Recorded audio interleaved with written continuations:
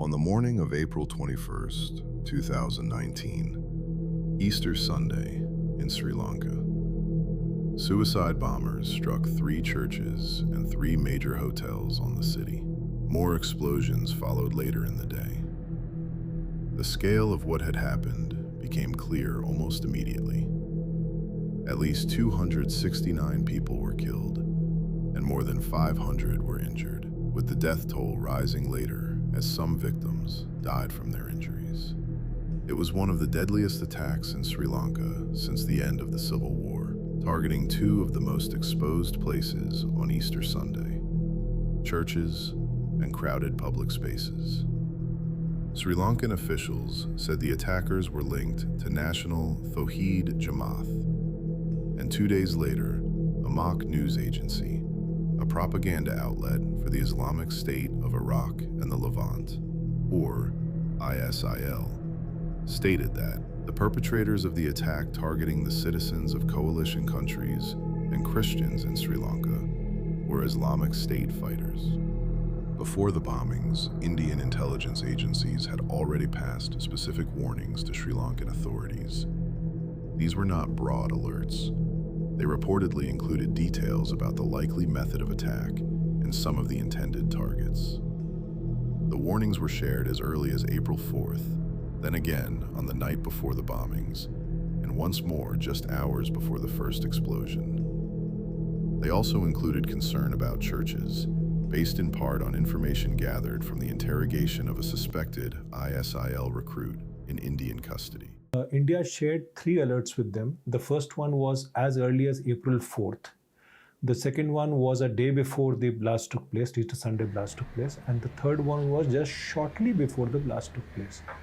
Now, essentially what has happened is that these were not routine intelligence, so to speak of. These are not generic intelligence. These were operational grade intelligence where you were talking about the people who are going to participate. Those warnings became a major focus afterward, because they showed the threat had not emerged without notice.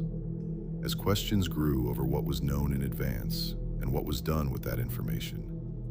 On January 12, 2023, Sri Lanka's Supreme Court ruled that former President Maithripala Sirisena and several senior officials had failed to act on intelligence warnings before the Easter bombings and held them personally responsible in a civil case brought by victims' families.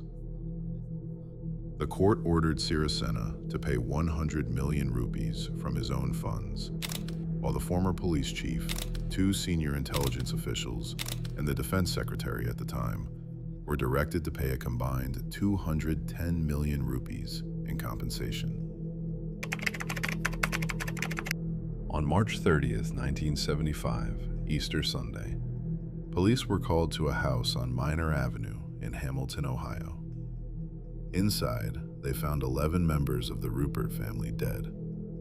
James Ruppert had killed his mother, Charity, his brother, Leonard Jr., Leonard's wife, Alma, and the couple's 8 children. James Ruppert's background was often described as troubled long before the killings took place.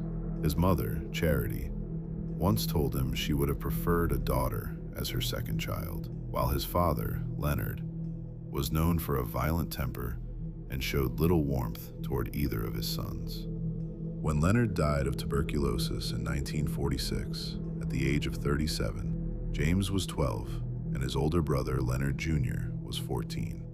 After that, Leonard Jr. began to take on more of a father's role in the house, but the relationship between the brothers was strained.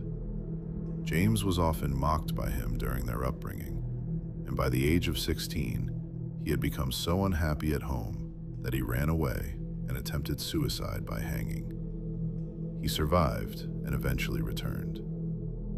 As an adult, James was described as quiet, modest, and bookish, with no criminal record and little that seemed outwardly remarkable. James had dropped out of college after 2 years, trained as a draftsman, and by then was unemployed, unmarried, and still living at home with his mother. Leonard Jr., by comparison, had earned a degree in electrical engineering, built a stable career, married, owned a house in Fairfield, and was raising 8 children. Charity had grown frustrated with James's drinking and his inability to keep steady work, and had threatened more than once to put him out of the house. He also owed money to both his mother and brother after losing much of what he had in the 1973 to 1974 stock market crash. Over time, those family tensions deepened into resentment. The family had gathered at Charity's house for Easter, with Leonard Jr., Alma, and their children arriving later in the day.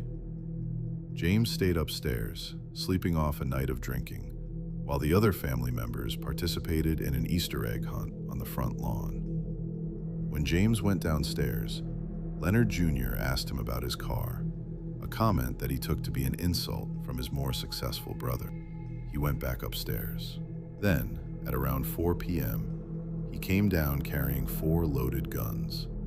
He first entered the kitchen, where Charity, Leonard Jr., Alma, and 3 of the children were gathered. He shot Leonard and Alma, then Charity, and then the children in the room. After that, he moved into the living room and killed the remaining children. Authorities later said each victim had been shot at least once to stop them from escaping, and then again to make sure they were dead.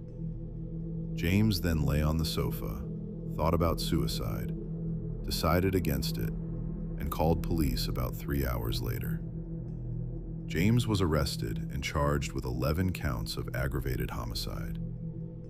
He made clear early on that he intended to plead insanity.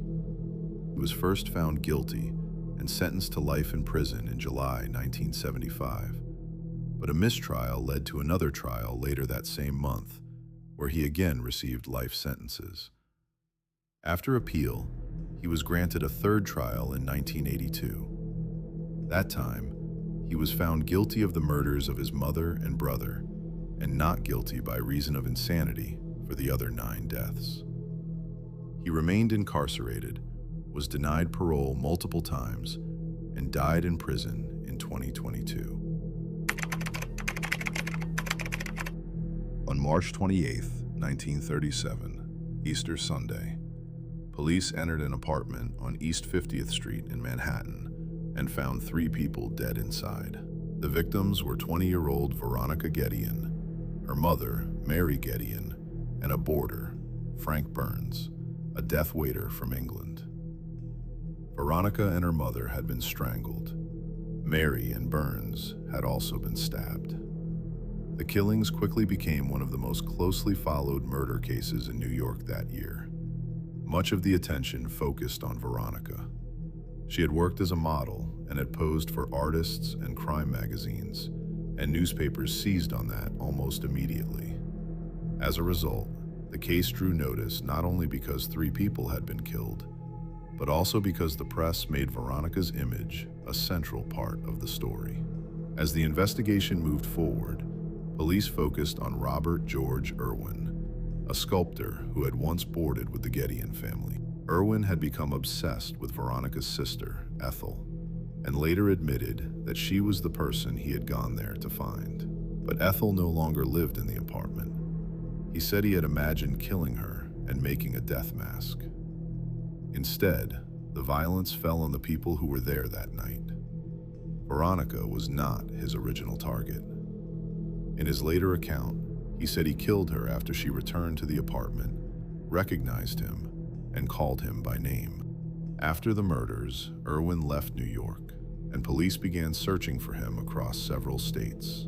The break came in Cleveland, where a hotel worker recognized him from a photograph published in a detective magazine. He disappeared again, but soon surfaced in Chicago, where he identified himself, confessed, and was taken into custody before being returned to New York. Irwin later pleaded guilty to 3 counts of second-degree murder and was sentenced to 139 years to life in prison.